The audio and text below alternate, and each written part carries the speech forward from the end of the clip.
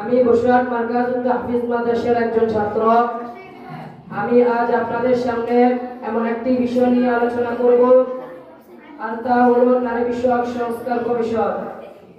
প্রথম কথা হলো, নারী বিষয়ক সংস্কার কমিশন নামে যে কমিশন গঠন করা হয়েছে, যা সংস্কার করার জন্য এমন লোকদেরকে দায়িত্ব দেওয়া হয়েছে এবং মহিলাদেরকে দায়িত্ব দেওয়া হয়েছে যারা এই দেশের নারীদের প্রতিনিধিত্ব করেন না, বরং তারা এমন একটি বিশেষ জাতি যাদেরকে আমরা শাহবাগী হিসাবে চিনি।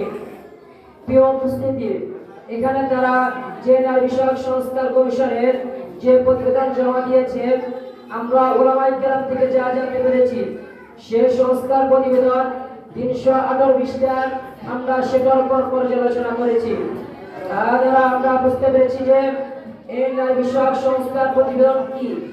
এই প্রতিবেদন সহজ কথা হচ্ছে, আমাদের মা বাবার সম্পর্ককে বাদ দিয়ে আমার ভাই বোনের পরিচয় ধ্বংস করে একটা জলস্তরের কারখানা হলো এই নারী বিষয়ক সংস্কার কমিশন। প্রিয় উপস্থিতি, এখানে তারা মোটামুটি যে কাজ করিয়েছে তার মধ্যে থেকে একটি হলো নারী বিষয়ক সংস্কার কমিশন। যে কাজ করিয়েছে তার মধ্যে দিয়ে একটি হলো তারা নারীর উন্নয়নের প্রতি সবচেয়ে বড় প্রতিবন্ধকতা আনিয়েছে ধর্মকে। সবচেয়ে বড় প্রতিবন্ধকতা মনে করার কারণে যত নারীর প্রতি যত ধরনের সংস্কার থাকতে পারে, নারীর যত জায়গায় তারা সংস্কারের কথা বলবে, এই জায়গায় নারীর বৈষম্য শিকার কেন, ওই জায়গায় নারীর বৈষম্য শিকার কেন, তারা সব জায়গায় এক কারণ লেগেছে, তা হলো ধর্ম। এই ধর্মকে তারা এক নম্বর কারণ সাব্যস্ত করে। মানে বাংলাদেশের ইতিহাসে আর কোন জায়গায় আর কোথাও এত পরিষ্কারভাবে ধর্মকে অবমাননা করা হয়েছে কিনা? না, কোথাও ধর্মকে এত অবমাননা করা হয় নাই। সুতরাং ধর্ম অবমাননা যদি রাষ্ট্রীয় অপরাধ হয়, তাহলে এই নারী কমিশনের সাথে যারা জড়িত আছে তাদের সবার বিচার হওয়া উচিত।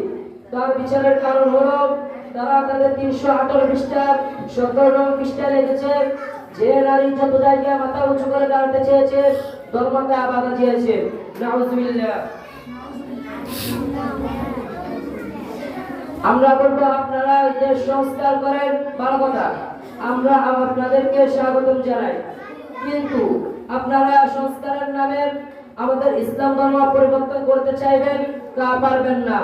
আমরা জানতে পেরেছি যে আমাদের মুরব্বীরা এই নারী কমিশনের মধ্যে কি কি ধর্মের সাথে সংঘর্ষ তা দেখে জমা দিয়েছেন। আমরা বলবো তাহা অতি দ্রুত ঠিক করেন, আর এই নারী কমিশনের নামে আর এই নারী কমিশনের সাথে যারা জড়িত তাদেরকে বিচারের আওতায় আনেন, যাতে করে ভবিষ্যতে এই নারী কমিশনের নামে বেশ্যা কমিশনকেও চালু করার সাহস না পায়। আর যদি আপনারা এই নারী কমিশনদের বিচার না করেন, তাহলে আমরা আমাদের মুরব্বীদের পরামর্শ ক্রমে যদি রক্ত দিতে হয় রক্ত দিব, যদি জীবন দিতে হয় জীবন দিব, তারপর এই নারী কমিশনের নামে বিশ্ব কমিশনদের বিচার করেছেন ইনশাআল্লাহ। এই বলে আমি আমার বক্তব্য শেষ করছি।